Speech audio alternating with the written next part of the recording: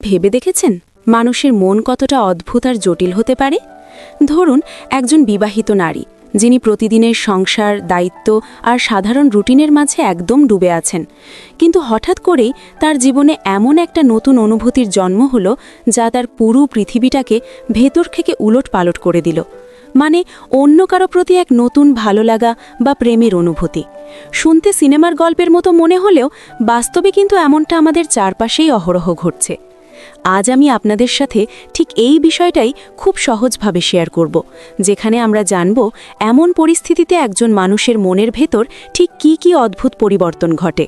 তবে হ্যাঁ, এই গভীর আলোচনা শুরু করার আগে আপনাদের কাছে আমার ছোট্ট একটা অনুরোধ। যদি আপনাদের এই ধরনের বাস্তব জীবনের মনস্তাত্ত্বিক বিষয়গুলো ভালো লাগে, তাহলে এখনই ভিডিওটিতে একটি লাইক দিয়ে দিন আর চ্যানেলটি সাবস্ক্রাইব করে আমাদের সাথেই থাকুন, যাতে এমন দারুণ সব বিষয় নিয়ে আমরা ভবিষ্যতে আরও অনেক আড্ডা দিতে পারি। চলুন তাহলে মূল কথায় আসা যাক। মানুষ হিসেবে আমাদের অনুভূতিগুলো খুব অদ্ভুত। আমরা অনেক সময় নিজেরাও বুঝতে পারি না কখন আমাদের মন কোন দিকে মোড় নিচ্ছে। বিশেষ করে একজন বিবাহিত নারী যখন নতুন করে কারো প্রেমে পড়েন, তখন তার ভেতরের জগৎটায় এক বিশাল ঝড় বয়ে যায়। এই ঝড় কিন্তু বাইরে থেকে সবসময় দেখা যায় না, তবে তার প্রতিদিনের ছোট ছোট আচরণে এটা খুব সুন্দরভাবে ফুটে ওঠে। ইউটিউবে বা ইন্টারনেটে অনেকেই প্রায়ই খোঁজাখুঁজি করেন যে বিবাহিত নারী প্রেমে পড়লে কি হয়। আসলে এই প্রশ্নের উত্তরটা কিন্তু কোনো জাদুর কাঠিতে নেই। এর উত্তর লুকিয়ে আছে মানুষের প্রতিদিনের খুব সাধারণ কিছু পরিবর্তনের ভেতর। প্রথম যে পরিবর্তনটা সবচেয়ে বেশি চোখে পড়ে সেটা হলো মনোযোগ আর আগ্রহের জায়গাটা বদলে যাওয়া।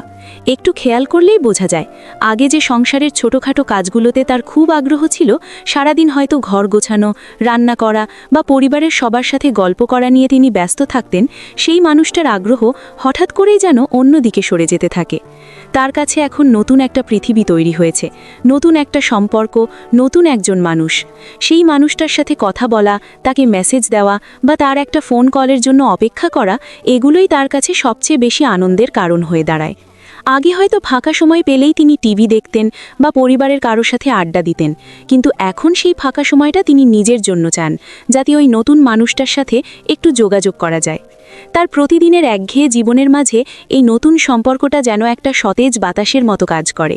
তিনি ছোট ছোট কথায় প্রচুর আনন্দ পেতে শুরু করেন, কিন্তু একই সাথে এই আনন্দটা তার ভেতরে একটা অদ্ভুত মানসিক চাপের সৃষ্টি করে। একদিকে তার সাজানো সংসার, অন্যদিকে নতুন এক আবেগ। এই দুয়ের মাঝে পড়ে তিনি অনেক সময় নিজেকে খুব একা মনে করেন।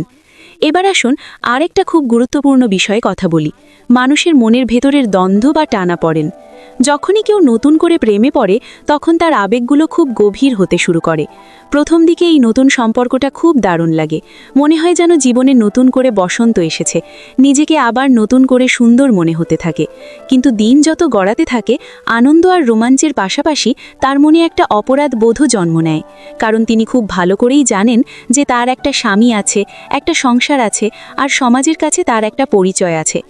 এই যে পুরনো সম্পর্কের দায়িত্ববোধ আর নতুন সম্পর্কের প্রতি তীব্র আকর্ষণ, এই দুয়ের মাঝে পড়ে তার মনের ভেতর একটা নীরব যুদ্ধ চলতে থাকে। রাতের বেলা হয়তো তার ঠিকমতো ঘুম হয় না। একদিকে নতুন মানুষটার সাথে কাটানো মুহূর্তগুলোর কথা ভেবে তার ঠোঁটে হাসি ফুটে ওঠে, আবার পরক্ষণেই স্বামীর দিকে তাকিয়ে বা সংসারের কথা ভেবে তার ভেতরে এক ধরনের অপরাধ বোধ কাজ করতে শুরু করে। তিনি হয়তো সরাসরি কোনো বড় ভুল করেননি, কিন্তু মনের ভেতরে এই যে গোপন একটা অনুভূতি তিনি লালন করছেন, এটাই তাকে ভেতরে ভেতরে কুড়ে কুড়ে খায়। স্বামীর সাথে স্বাভাবিকভাবে কথা বলতে গেলেও তার মনে হয় তিনি যেন কিছু একটা লুকিয়ে রাখছেন। মাঝে মাঝে মানুষের মনে এই প্রশ্নটা আসতেই পারে যে যেসব লক্ষণ দেখে বুঝবেন স্ত্রী অন্য কারো প্রেমে পড়েছে কিনা, সেগুলো আসলে কি? সত্যি বলতে এই লক্ষণগুলো খুব ছোট ছোট এবং খুব সূক্ষ্ম। এর মধ্যে অন্যতম হলো গোপনীয়তা বেড়ে যাওয়া। আগে হয়তো তার ফোনটা সারাদিন ডাইনিং টেবিলে বা বিছানায় পড়েই থাকতো, কেউ ধরলে তার কোনো মাথা ব্যথা ছিল না। কিন্তু এখন হঠাৎ করেই তিনি নিজের ফোনের প্রতি খুব বেশি সতর্ক হয়ে যান। হয়তো ফোনের পাসওয়ার্ড বদলে ফেলেন, মেসেজের নোটিফিকেশন বন্ধ করে রাখেন, বা ফোন এলে একটু আড়ালে গিয়ে কথা বলার চেষ্টা করেন। এই যে গোপনীয়তা, এটা কিন্তু শুরুতেই কাউকে ঠকানোর উদ্দেশ্যে আসে না, বরং তিনি নিজের ভেতরের এই নতুন আর অদ্ভুত অনুভূতিটাকে নিজের কাছে খুব যত্ন করে লুকিয়ে রাখতে চান। কিন্তু এই লুকিয়ে রাখার চেষ্টাটাই একসময় অভ্যাসে পরিণত হয়। পরিবারের মানুষজন হয়তো খেয়াল করতে শুরু করেন যে তিনি আজকাল একটু চুপচাপ হয়ে গেছেন, আগের মতো সবার সাথে মন খুলে কথা বলছেন না, নিজের জন্য একটু আলাদা সময় খুঁজছেন। এই যে বাইরে থেকে সবকিছু স্বাভাবিক দেখানোর একটা প্রাণপণ চেষ্টা আর ভেতরে ভেতরে সম্পূর্ণ অন্য একটা জগৎ নিয়ে বেঁচে থাকা, এটা একটা মানুষকে মানসিকভাবে ভীষণ ক্লান্ত করে দেয়। তিনি কথা বলার সময় খুব মেপে মেপে কথা বলেন, যেন মুখ ফসকে কোনো সত্যি বেরিয়ে না যায়। এই দ্বৈত জীবন তার স্বভাবের ওপর বিরাট প্রভাব ফেলে। এর পরের ধাপে যে জিনিসটা সবচেয়ে বেশি পাল্টে যায় সেটা হলো তার নিজের সম্পর্কে নিজের ধারণা বা আত্মপরিচয়। একটু গভীরভাবে ভেবে দেখবেন, আমাদের সমাজে একজন বিবাহিত নারী দীর্ঘদিন ধরে শুধু একজন স্ত্রী, একজন মা বা একজন পুত্রবধূ হিসেবেই নিজের পরিচয়টা দেখতে অভ্যস্ত হয়ে যান। সবার দায়িত্ব পালন করতে করতে, সবার মুখে হাসি ফোটাতে গিয়ে হয়তো তিনি ভুলেই যান যে তার নিজেরও কিছু ব্যক্তিগত চাওয়া পাওয়া আছে। কিন্তু যখন এই নতুন প্রেমের অনুভূতিটা তার জীবনে আসে, তখন তিনি যেন আয়নার সামনে দাঁড়িয়ে নিজেকে নতুন করে আবিষ্কার করেন। তিনি বুঝতে পারেন তিনি শুধু কারো স্ত্রী বা মা নন, তিনি একজন সম্পূর্ণ আলাদা মানুষ, যার নিজের কিছু স্বপ্ন আছে, অনুভূতি আছে। নতুন মানুষটা যখন তাকে গুরুত্ব দেয়, তার কথার দাম দেয়, তার প্রশংসা করে, তখন তার ভেতরে ঘুমিয়ে থাকা আত্মবিশ্বাসটা আবার জেগে ওঠে। তিনি নিজের যত্ন নিতে শুরু করেন, নিজের পছন্দের পোশাক পরতে শুরু করেন। অনেক বছর ধরে যে শখগুলো তিনি সংসারের চাপে ভুলে গিয়েছিলেন, সেগুলো আবার নতুন করে ফিরে পেতে চান। এই সময়টা তার জন্য একটা অদ্ভুত একটা সময়। তিনি নিজের পুরনো জীবনটাকে বিশ্লেষণ করতে শুরু করেন।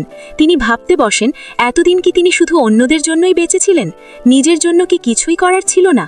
তবে এই নতুন উপলব্ধি তাকে যতটা আনন্দ দেয়, ঠিক ততটাই দ্বিধায় ফেলে দেয়। তিনি বুঝতে পারেন না কোনটা তার আসল পরিচয়, ওই দায়িত্বশীল গৃহিণী নাকি এই নতুন করে জেগে ওঠা স্বাধীন মানুষটি। তিনি নিজের হৃদয়ের কথা শুনতে চান, কিন্তু বাস্তবতার কঠিন দেয়াল তাকে বারবার থামিয়ে দেয়।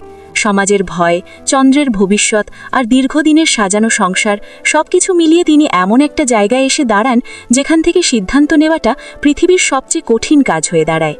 অনেক সময় তিনি চেষ্টা করেন এই নতুন সম্পর্ক থেকে নিজেকে দূরে সরিয়ে নিতে। তিনি হয়তো মনস্থির করেন যে আর কখনো কথা বলবেন না, কিন্তু হঠাৎ একটা ছোট্ট মেসেজ বা একটা আননোন কল তাকে আবার সেই আবেগের দুনিয়ায় টেনে নিয়ে যায়। তিনি বুঝতে পারেন আবেগ আসলে কোনো নিয়ম বা যুক্তি মেনে চলে না।